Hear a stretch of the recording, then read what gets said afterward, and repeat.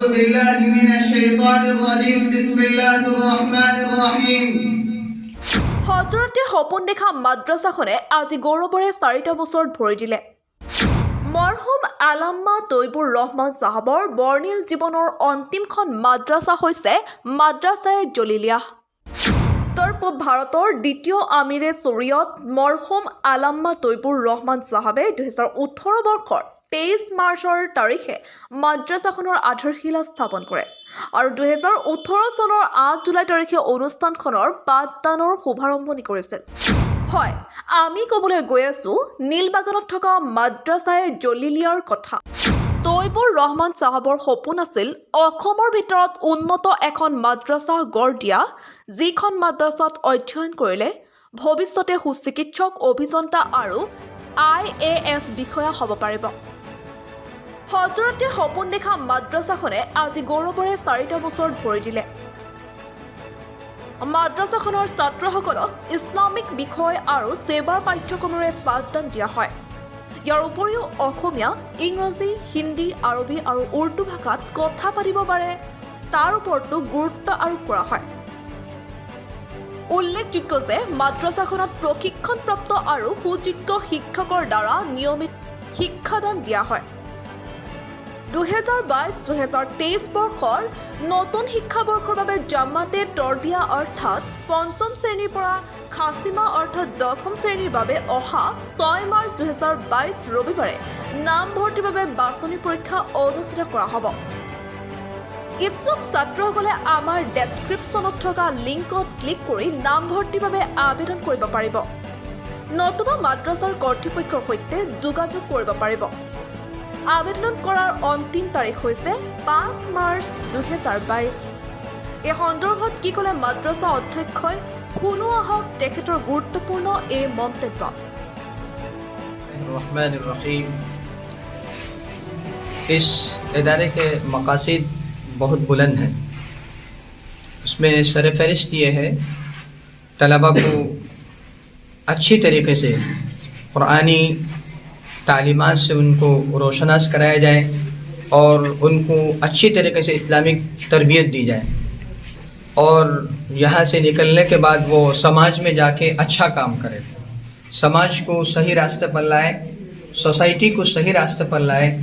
اس وجہ سے علامہ ڈاکٹر طیب الرحمن رحمۃ اللہ علیہ نے 2018 کو 23 مارچ کو اس مدرسے کی بنیاد رکھی اور 8 جولائی 2018 کو باقاعدہ تعلیمی سلسلہ کا آغاز کیا اور الحمدللہ اس وقت اس مدرسے کے پریزیڈنٹ موجودہ جو نارتھ ایسٹ انڈیا کے امیر شریعت حضرت مولانا یوسف علی صاحب دامت برکاتہم العالیہ ہیں، اور اس میں تقریباً 17 رکن کی کمیٹی ہے جو اس مدرسے کی پوری دیکھ بھال کر رہی ہے، اور تقریباً 9 اساتذہ کرام ٹیچرز ہیں جو دن رات ماشاءاللہ اپنی محنت میں لگے ہوئے ہیں کہ کیسے طلباء کا امپروو ہو، انگلش میں، عربی میں، آسامی زبان میں، اسی طرح اردو زبان میں، بنگلہ زبان میں، اور کس طرح وہ علوم شریعہ کے ماہر بنے، علوم شریعہ کے مکمل ماہر بنے، فقہ کے ماہر بنے، حدیث کے ماہر بنے، قرآن کے ماہر بنے، اور اس کے طرح سوشل ورکرز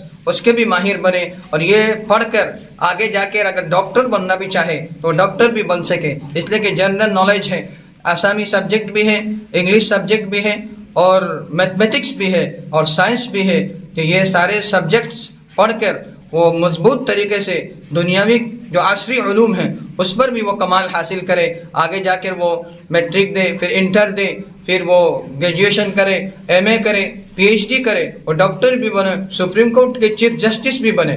کیونکہ ہم نے دیکھا کہ حضرت مولانا تقی عثمانی صاحب یہ بھی بہت بڑے ایک اسلامک اسکالر ہے، اور پوری دنیا میں اس وقت 10 لوگوں میں سے سر فہرست میں حضرت مولانا تقی عثمانی صاحب دامت برکاتہم العالیہ کا شمار ہے۔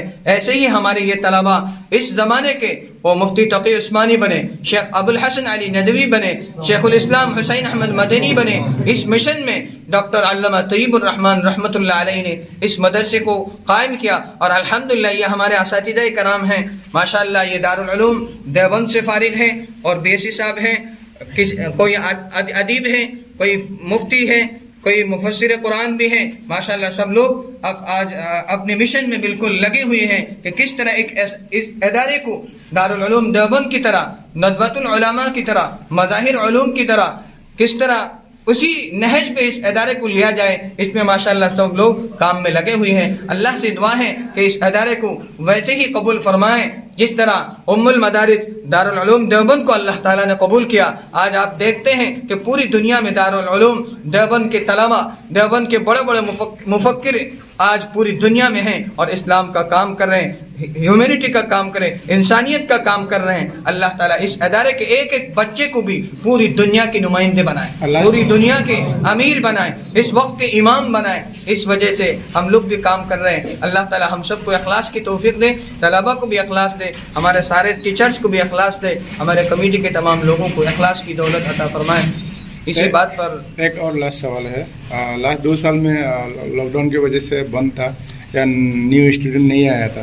ابھی اس بار آپ لوگوں نے نیا اسٹوڈنٹ لینا شروع کر دیا ہے، اس بارے میں کیا بولیں گے؟ تو اس بارے میں آج بھی ہم لوگوں کی کمیٹی میں میٹنگ میں یہ بات آئی کہ جو اسٹوڈنٹ اسکول میں ہیں، انگلش میڈیم میں ہیں یا کسی طرح کے اسکول میں ہیں، ان کو انشاءاللہ رمضان سے پہلے 6 مارچ کو آن لائن ان کا ٹیسٹ لیا جائے گا اور ان کا ایگزام لیں گے. ہمارے ٹیچرز ماشاءاللہ متعین کر دیے جائیں گے، وہ ٹیسٹ لیں گے. اور جو مدارس سے فارغ ہو کر رمضان کے بعد جیسے عام طور پر مدارس میں ٹیسٹ لیا جاتا ہے، اس کے لیے 8 مئی کی تاریخ متعین کی گئی، جو رمضان کے بعد 8 مئی کو اور رمضان سے پہلے 6 مارچ کو انشاءاللہ آن لائن تعلیم لی جائے گی.